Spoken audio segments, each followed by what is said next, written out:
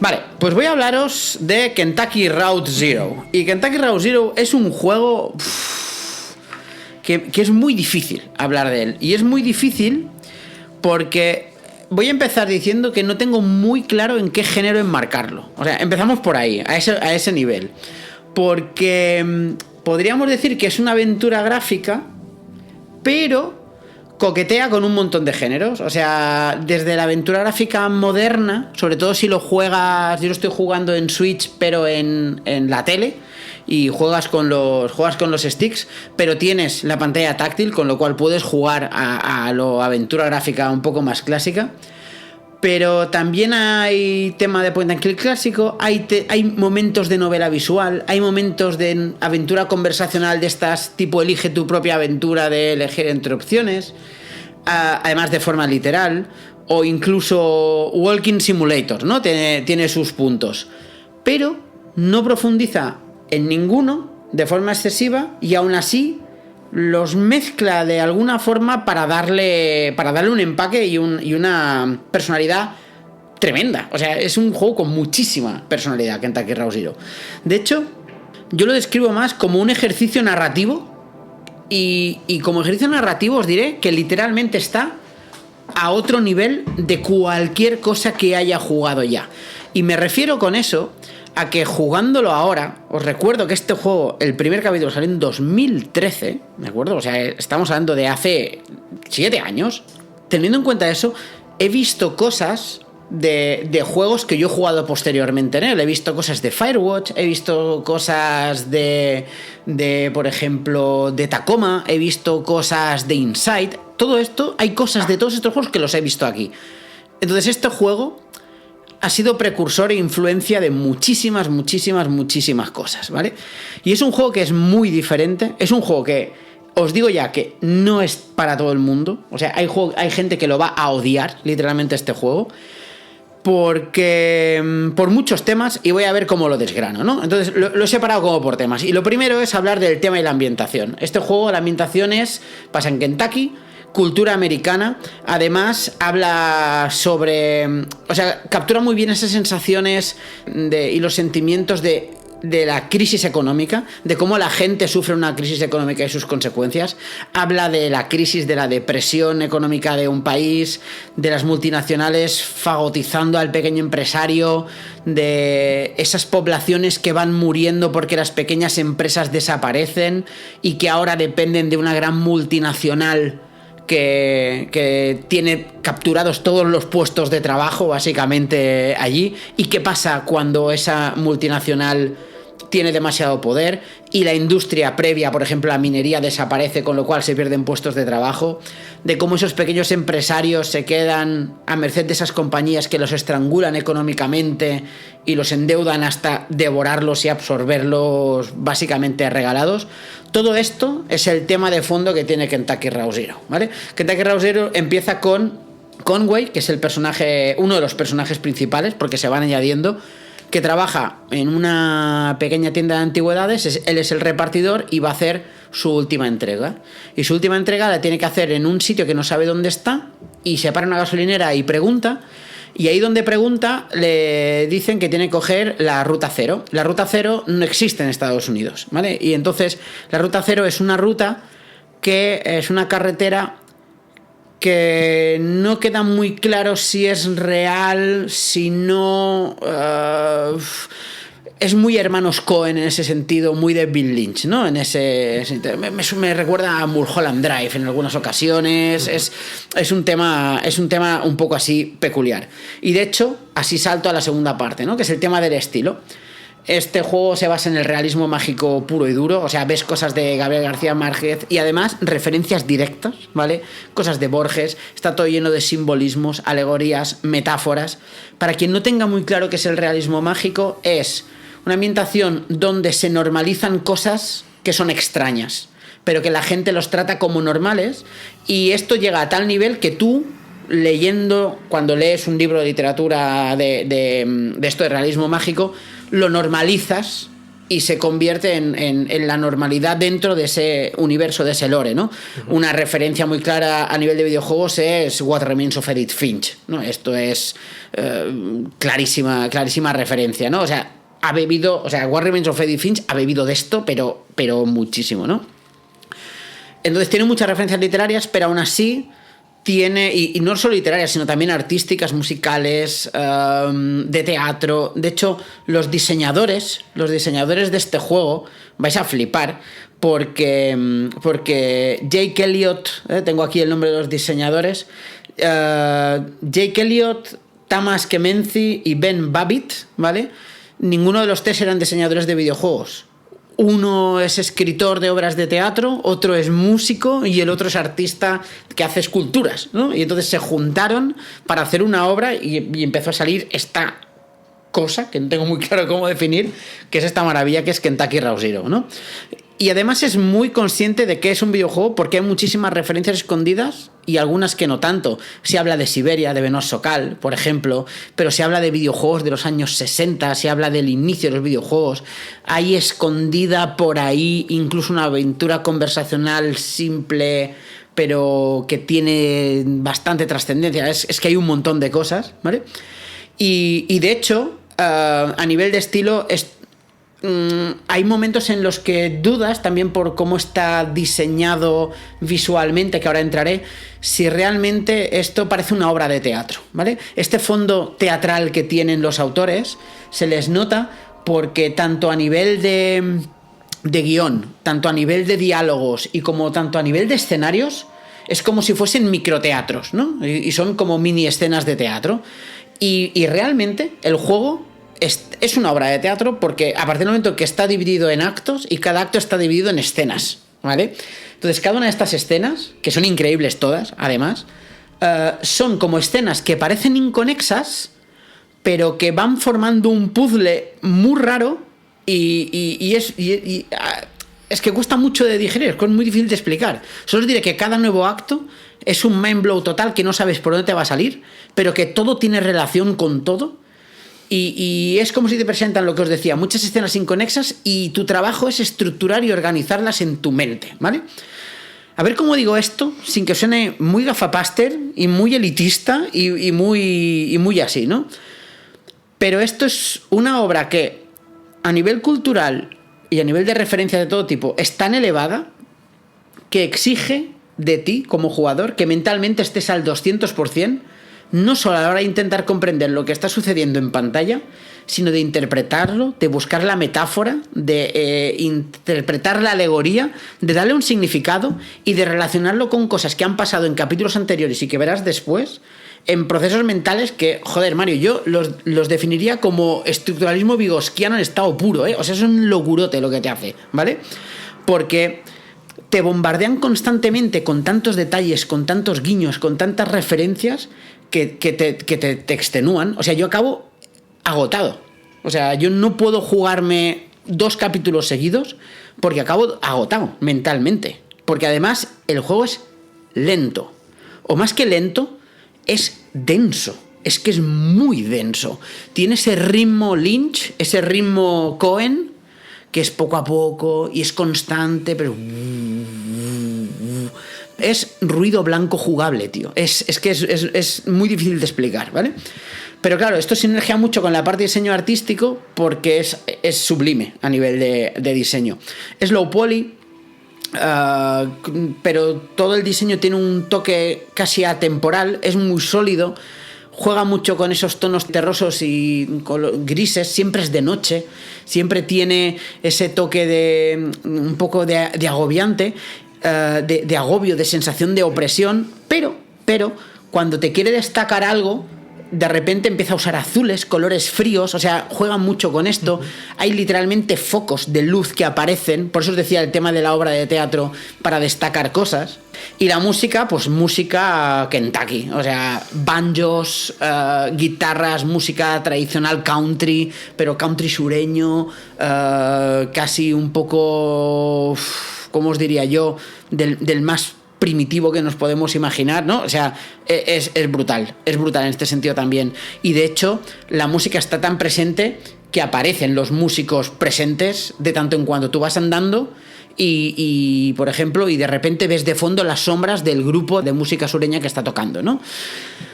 La puesta en escena, como decía, es teatral, tanto por planteamiento de guión, como por estructura de juego, como por escenarios, por todo, ¿no?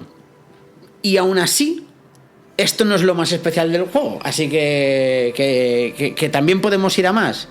Porque yo os diría que es un videojuego con muchas capas, pero mientras los videojuegos, por ejemplo los de Platinum Games, tienen muchas capas jugables, ya sabéis, ¿no? Tú puedes jugar Bayonetta y jugarte Bayonetta o profundizar en Bayonetta. Tú puedes jugar Vanquish o profundizar en Vanquish, ¿no? Jugar con ese modo difícil, arriesgando, ¿no? Coste-recompensa, tal. Ese toque que le hace Platinum en sus juegos. Pues esta gente ha hecho lo mismo, pero a nivel narrativo. Es un juego que yo me he terminado y quiero darle una segunda vuelta porque necesito entender cosas que no puedes entender literalmente en la primera run que le haces al juego. Porque te faltan referencias de cosas que pasan al final. Porque el juego está fragmentado directamente. Pero lo más alucinante, tíos, es el tema de lo que hace con los diálogos. Porque lo que hace es... Hay diálogos con elecciones, pero los diálogos no afectan a la historia, o mejor dicho, no afectan al videojuego, sino que te afectan a ti como jugador y a la percepción de los personajes y de futuros diálogos, pero que, insisto, no afectan a la aventura. Tú no tienes control ninguno sobre la aventura. Tienes control sobre los personajes y es como si con tus elecciones los fueses creando en una obra de teatro en la cual tú vas interpretando a ese personaje. Os pongo un ejemplo. Una de las primeras cosas que pasan es... Tú estás allí, llegas a la cocinera y hay un perro, ¿vale? Y hay un perro allí, que está allí, es un perro con un sombrero, ¿no? Que es un poco el de la portada, ¿no? Que lo veis allí. Que es una metáfora esto, ¿vale? Porque el perro que acompaña a la muerte mexicana y tal cual, es un perro con un sombrero, con lo cual hay un montón de metáforas ahí, etcétera, ¿vale? Pero entonces, ¿qué es lo que sucede? Que hay un momento que te dice, ¿y ese perro? Y entonces tú tienes 3 elecciones. Pues no lo había visto nunca. Y sí, es un perro y se llama X, o es una perra y se llama Blue. Pues a partir de entonces, esa perra se llama Blue en todo el juego. Pero el perro no afecta en nada al juego. Solo afecta a las conversaciones que tú tienes que tú hablas con el perro. No te contesta, pero tú hablas con el perro, ¿no? Como llegamos a casa, como está, cariño, tal cual, el perrito, pues esto, ¿no? Esto pasa. Pero esto llega a puntos heavies hasta el punto que hay un momento en el que Conway, tú tienes que decidir sin spoilear nada, ¿eh? Si, por ejemplo, Conway tiene una relación rota con su exmujer, me estoy inventando todo para no dar ahí, o si se ha peleado con sus padres y ya no les habla. O sea, y esto son decisiones, o de si su mujer tiene Alzheimer, por ejemplo. Y eso es algo que decides tú, que no afecta al juego, pero que decides tú. Y tú vas, digamos, forjando el carácter de los personajes a medida que vas haciendo. Esto a mí me recuerda al rol de mesa. Al rol de mesa, que tú tienes tu ficha con tus características, y tú a medida que vas jugando, en una partida dices, pues voy a hacer que a partir de ahora las arañas me dan miedo. Y empiezas a interpretar así, y esto ya se te queda para después, ¿no? Pues esto lo hace. Y hay influencias de rol de mesa, porque en el primer capítulo aparece un dado de rol de 20 caras. O sea, hasta ese punto, ¿no? Entonces, la magia es que aunque el juego no cambia absolutamente nada con tus respuestas, con tus decisiones, lo que cambia es cómo tú percibes a los personajes. Porque a lo mejor esa referencia al Alzheimer no aparece más, pero tú ya sabes que Conway tiene una mujer con Alzheimer. Flipas. Y eso te arrastra toda la aventura. Toda la aventura. Poca cosa más os puedo decir, excepto que si os gustan esos juegos tan narrativos y demás, que lo juguéis. Yo no juego a nada igual. Me parece único. Me parece, os digo ya que es mi primer candidato a GOTY del año, y estamos en enero, porque me parece increíble. Y hace cosas que cuando piensas, como os decía antes, ¿no? Que he visto en juegos muy posteriores, y cuando piensas que esto salió en 2013 el primero, es la locura. Dices, o sea, tú estás adelantadísimo a tu tiempo, o sea, vas revolucionado. Claro, esto es lo que pasa cuando gente no desarrolladora de videojuegos les pones a hacer un videojuego que se ponen creativos, ¿no? Y es a ver qué sacamos, ¿no? De aquí. Cosas importantes. Y ahora ya formales. La versión que ha salido ahora es la TV Edition, que es el recopilatorio de todo, que compila los 5 capítulos más los preludios. Hay una especie de preludios que fueron saliendo a medida que iban saliendo los capítulos y demás, y aquí ya te los meten, además te lo meten en el menú de elección principal, con los cuales ya son jugables desde ahí, y así que perfecto, en ese sentido. Viene traducido al castellano, ¿vale? Bien, y es importante que venga traducido al castellano. Importantísimo. Porque te pasas leyendo un montón de tiempo, os digo, tiene mucho de novela visual, pero muchísimo de novela visual, o no muchísimo de conversacional. No se perderá nada con la traducción, es que a mí me preocupan. Cuando estas obras que son muy de narrativa y que se apoyan mucho en el texto... No me lo he jugado en inglés, pero estaría bien hacer la comparativa. Pero seguro que algo se pierde, pero la traducción es muy buena, porque además notas que no está traducido, sino que está localizado. Y se nota. Estas cosas es que se nota. Y se nota. Se nota, por ejemplo, hay un momento en que hay un ordenador que no funciona muy bien y las palabras están como rotas o con símbolos cambiados y demás, y se nota que hay expresiones ahí y situaciones ahí que dices, uy, esto no lo han traducido, la frase original no era así. Esta. Así que en este sentido está muy bien. Sale en Switch, no está en físico, por si a alguien le interesa por nivel de coleccionismo. Va a salir por We Are 8-Bit o Somos 8-Bit, que va a sacar una edición limitada en físico, una especie de Limited Run Games, que va a sacar una edición limitada en físico. Y ha salido para todo. Ahora ha salido para Switch, para One y para Play 4. En One no está en el Pass. Lo diremos también. Y jugarlo, tíos. Porque a lo mínimo que te gusta este tipo de juegos, a por ellos. Si no te gustan las novelas visuales, si no te gustan los juegos que se basan en narrativa, yo lo más cercano que he jugado a esto es Virginia. Que fíjate, Kentucky Route Zero, Virginia, por ahí. Que estéticamente se puede dar un aire, Y maneja mucho el tema de las elipsis también, y ese realismo mágico también está por ahí. Entonces Virginia también, lo que pasa es que diríamos que Virginia lo enfoca desde el cine y Kentucky Route Zero lo enfoca desde el teatro, ¿no? Entonces, y desde otras muchas cosas. Kentucky Route Zero es infinitamente mejor que Virginia. Virginia es el hermanito, el primo aprendiz de esto.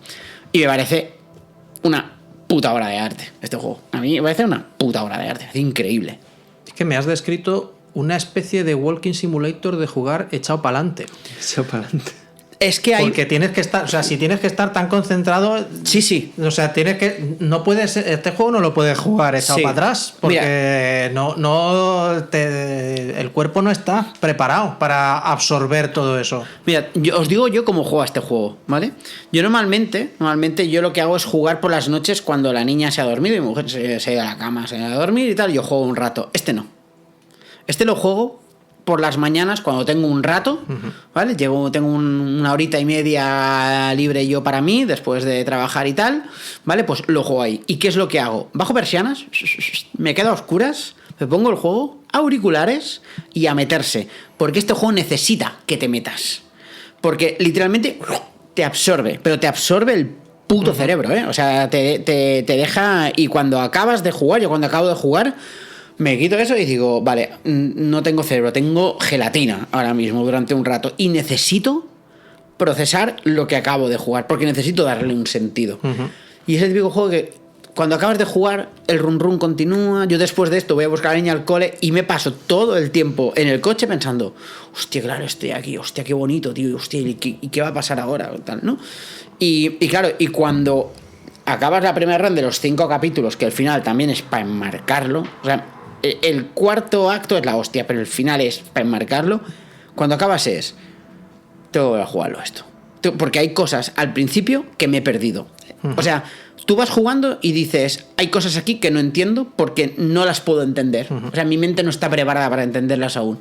Cuando vas jugando te ves más capacitado para entender otras cosas. Es que es esto, es que es libre interpretación, simbolismo a tope, alegoría, brutal. No sé si lo he explicado muy bien, porque es que es muy difícil hablar de esto. A mí lo suficiente como para intrigarme y podemos tener un problema aquí. Podemos tener un problema. A mí me ha recordado lo que decías, ¿no? A esa mezcla entre Firewatch, What Remains of Edith Finch, Oxenfree también. Sí, a nivel de diálogos podríamos tener por ahí. Juegos, ¿no? Sí, lo que pasa es que este es aún mucho más alegórico que todos estos. Y no solo es mucho más alegórico, sino que la ambientación tiene mucho más peso que en todos estos. Y además es más lento y más denso. Y además, perdón, otra cosa más, es que no te cambia mecánicas, te va como modulando las mecánicas, ¿no? O sea, de repente una mecánica que es así, de repente es así, así, pero hace esto en ese momento puntual. Luego vuelves a esa mecánica principal y en otro momento te hace ¡ping! Un pequeño cambio. Y claro, y es en plan de huela, una voladura de cabeza. De Firewatch, por ejemplo, yo me quedo con que hay muchas veces que te pasa que dices, vale, estoy aquí, está pasando esto, además lo piensas, voluntariamente, dices, vale, estoy aquí, tengo que entender esto, está pasando esto y tal y cual, y de repente pasa algo y dices, vale, no estoy aquí, no está pasando esto, está pasando otra cosa, ¿vale? O sea, el juego juega contigo, ¿no? Es decir, cosas que parecen muy obvias, de repente pasa algo y dices, ¿qué me estás contando? Esto no va así. Me acaban de dar la vuelta entera y ahora tengo que reinterpretar todo lo que yo pensaba que había entendido. Pues es esto. Es un juego tan cerebral, tíos. Es agotador, en serio, es agotador. Pero se disfruta. ¡Buah! Mulholland Drive os gustó, a tope. Lynch os gusta, a tope. What Remains of Edith Finch os gustó, a tope. Las novelas visuales os gustan, a tope. ¿Os gusta Borges? A tope. Es lo que os puedo decir. Pues muy bien, muy bien. Pues yo creo que toca cambio de tercio, además.